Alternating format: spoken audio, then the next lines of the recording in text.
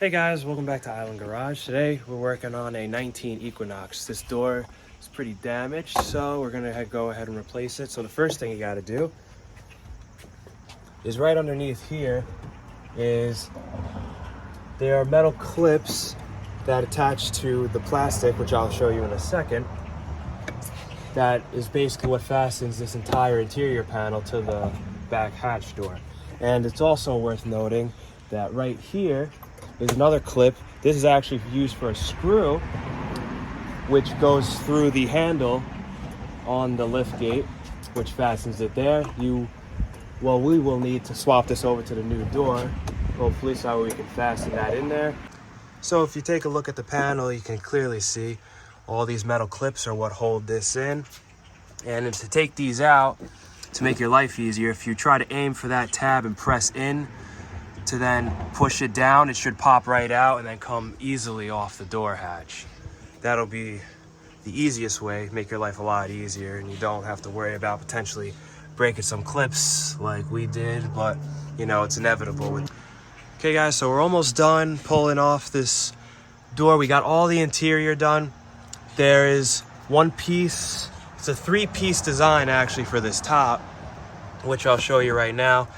It has 2 clips that fasten into the side on both sides, and this is also a kind of an interesting way that it fits in here, and then they kind of all fit whenever you put this final piece. That's same with all the metal clip designs, and that all goes in there.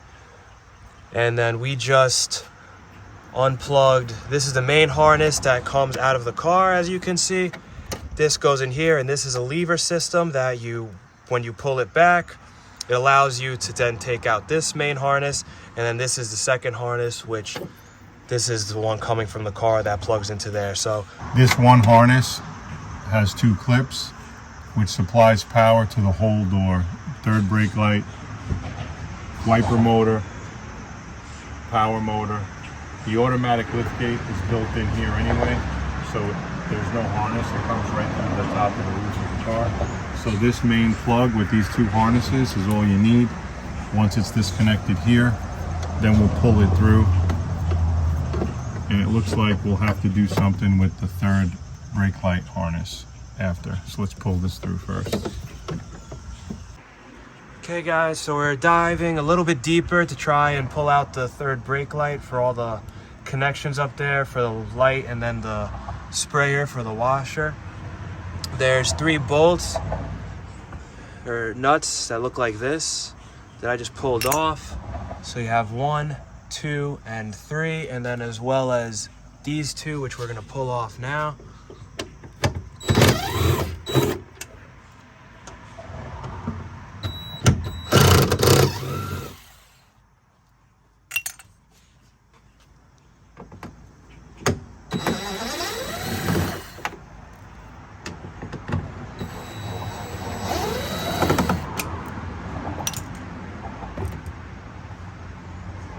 Okay guys, so if you notice, we have both spoilers, from both doors here.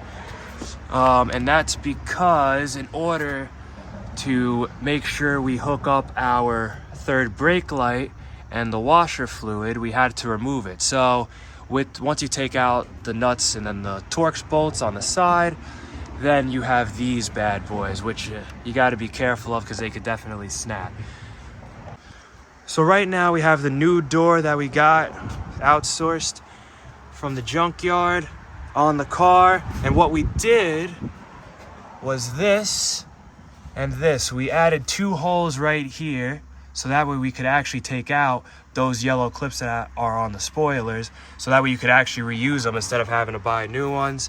And then you can make sure you use the spoilers effectively.